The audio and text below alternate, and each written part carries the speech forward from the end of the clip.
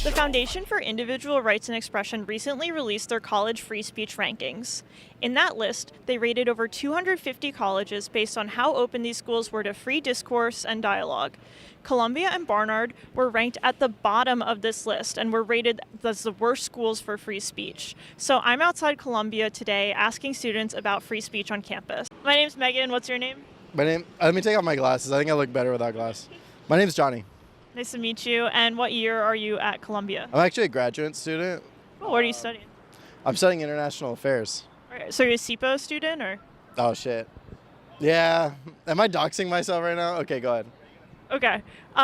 So we're just asking students what the free speech environment is like in their classrooms, given that the Foundation for Individual Rights and Expression just ranked Columbia and Barnard as the worst schools for free speech in their rankings. Where were they ranked? Last out of Where was this 250 ranking? schools. Who did this? FIRE, which is the free speech organization. Okay, I don't know what this organization is, so I don't hold But they represent people on the left, the right, everyone. I don't think that's in the name of free speech. Well, they're pretty principled. They try. Okay. Yeah. Well, I'll respond to FIRE. I don't know them, and I don't think you can represent the right and the left. I have serious misgivings about that. I think that when it comes to, you mentioned Barnard, but I think I would just say for Columbia University as a whole, there's not a lot of free speech. I wouldn't blame, okay, so my view is that the Columbia University and Barnard don't have a lot of agency in this situation. I think I would place the blame squarely on the Trump administration for putting this pressure, revoking funds, threatening to deport students. Obviously, we had a recent court ruling that Trump illegally targeted students that were pro-Palestinian. And I would say that the authoritarianism that is being displayed right now is evil, it's unconstitutional, it's illegal. Even if we just go into the shutdown, we go into how he's trying to replace people on the Fed. And I know this is way out there, but if you take it back to students here, he's just trying to destroy diversity. And actually, if we looked at this not from a value judgment point of view, but just world point of view and making sure that the U.S. is strong and then stable, he's destabilizing it. And I actually wonder if Trump is even concerned about the well-being of the United States. I actually don't think he's putting the United States first. I think he's putting himself first. And I think that he's beholden to Israel. I think he's beholden to Netanyahu. And it's a dangerous place for students who care about people, who care about human lives, to speak about genocide. It's a dangerous place for them right now. And I feel for the people that have been expelled, suspended, people who speak out and are doxxed. I think it's entirely fucked up. It's not how our society should be run. And I think that the more he does this kind of thing, the more that the right fascist wing targets people. The pendulum is swinging to the right, and it's going to swing to the left, and there's going to be a lot of consequences for it.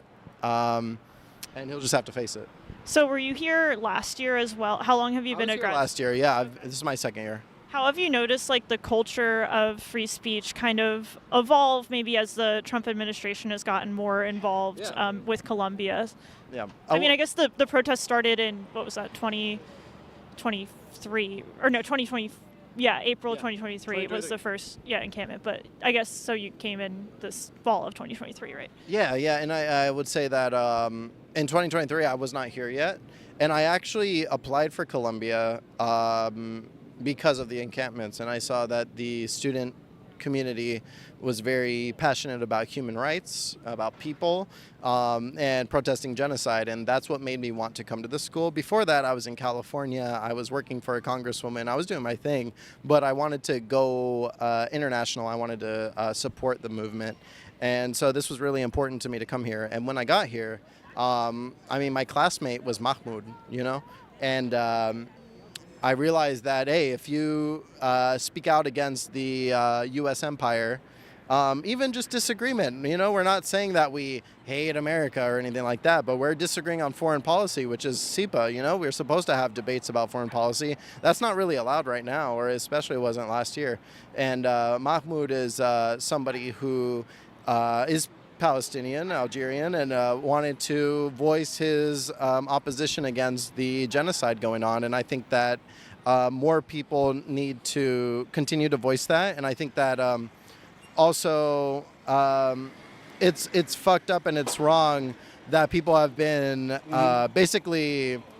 I know it's loud over here, but yeah, we're good. So it's fucked up that people have been kind of like terrified and scared of voicing their opinions. I think this year especially because of everything we've seen, especially international students, but even like people that are citizens here. I think that we're scared of our job prospects, and I'm not. I don't know why, but I don't really care that much.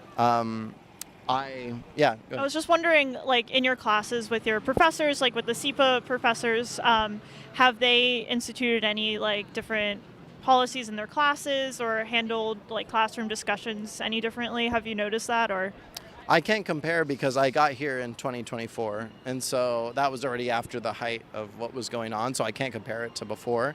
But no, we don't discuss Palestine and Israel. We don't discuss anything. We don't really discuss the controversial issues. You know, I feel like I'm here for the degree. A lot of people feel that way. Outside of the classes, we have our discussions, and that's the important part. This is really just a vehicle to get what we need to get and move on. That's what we're feeling right now. And so in your experience, like SEPA, that's kind of surprising to me. They don't discuss Israel-Palestine issues at all, or. I mean, I guess everyone takes different classes, but yeah, they're different. There's different classes. I haven't taken one specifically on the Middle East, so that's one part of it. But I think still professors have honestly, in my world, in my idealist world, they have an obligation to discuss what's going on currently and the pressing issues, and I think they should be commenting on it.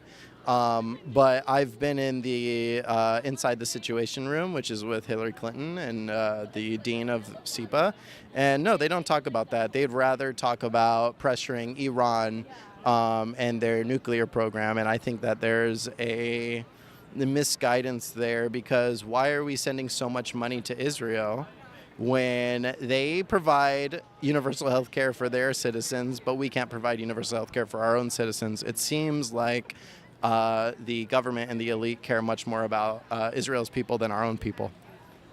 So among your peer group, you're saying that things are a little bit more free.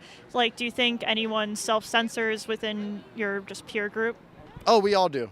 We all do. In fact, I have a YouTube channel called The Far Left Show. I recommend everyone check that out. But I haven't met anyone else who is direct about these feelings. They'll talk to me about it, and I'll talk to them about it. But I don't see a lot of bravery right now, which is a little bit disappointing.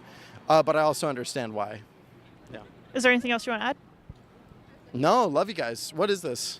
This is Clickbait Wasteland. Clickbait Wasteland? Yeah. That doesn't sound good. No, it's good. It's good. Yeah.